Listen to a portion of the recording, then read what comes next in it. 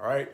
Praising God and thanking him for, among other things, good company. Let's call Zechariah chapter 8, many, a relatively common word that literally comes up in the chapter 2, describe the number of people that are going to want to seek out the restored peace that God is bringing to Jerusalem. In this chapter, that for Friday summary scheduled for release on a Saturday. I'm really motivated to keep this one brief, so let's see how it goes. In this chapter that starts out in the first 8 verses or so, talking about the return of God to his people, describing the holy city, the faithful city and the holy mountain, being kind of the description of what he is restoring to his people. As he is going to go on to talk about the remnant once again in verse 6 that will inhabit the holy city. Did I get that wrong again? The faithful city and the holy mountain, as verses 9 through roughly 13 are going to begin a series of encouragements for them, understanding that they still have some rebuilding to do. So verse 9 is going to start out encouraging them to be strong so that the temple might be built, reminding them of the former days, but not to get so fixated on how things were that they are not able to move forward. He is going to say that he gave them over to all kinds of conflicts that are no longer going to be characteristic of what he is building. So he's encouraging them to get their minds fixated on the fact that he is preparing a sowing of peace in verse 12, as he is going to go on to encourage them again in verse 13 to fear not and be strong. He is going to encourage them again to fear not in verses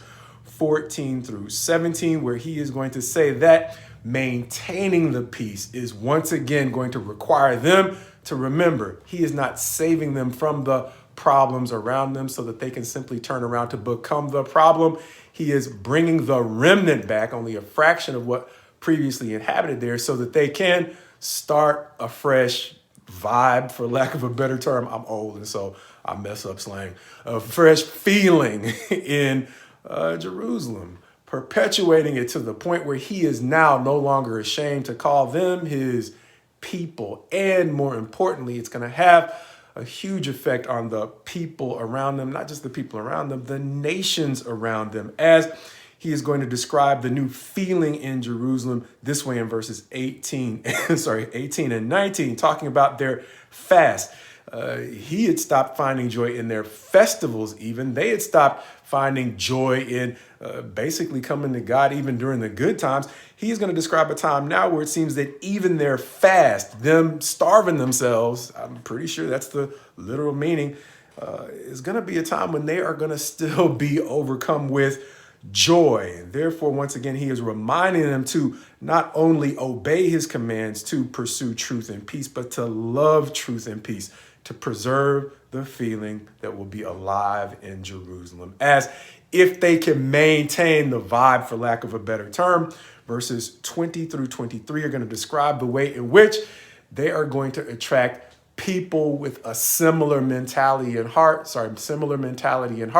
from all over the world. What it seems that God was looking for in the first place, that they will simply cooperate with his work and his restoration of an environment that is post-drama, we'll call it, or a new drama-free Jerusalem. Reminding me that prophecies frequently enough have a dual application. And so Zechariah chapter 8's description of what seems to be a drama-free picture of Jerusalem that God has envisioned for them may be talking about the physical Jerusalem that is being rebuilt by Zerubbabel, but once again, it may have a dual application to the prophecies, the very real prophecies in the Revelation about what seems to be, once again, a drama-free new Jerusalem. Which reminds me that as appealing as drama-free sounds, it comes with, as this chapter reminds us, some responsibilities that remind me of why I sometimes pray or say, my prayer for you is my prayer for me.